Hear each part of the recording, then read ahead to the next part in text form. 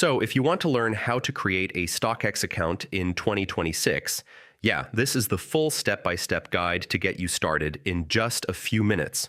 First, open StockX on your browser or download the app from your phone's app store. Next, click on the Sign Up button. You'll see options to create an account using email, Google, Apple, or Facebook. Now enter your email address and create a strong password. Make sure it's something secure that you won't forget. Next, check your email inbox and click the verification link from StockX to activate your account. Now complete your profile by adding your name, location, and preferred currency. This helps with buying and selling smoothly. Next, add your payment method like a debit card, credit card, or PayPal so you can buy items easily. Now turn on notifications so you don't miss price drops, bids, or sales updates.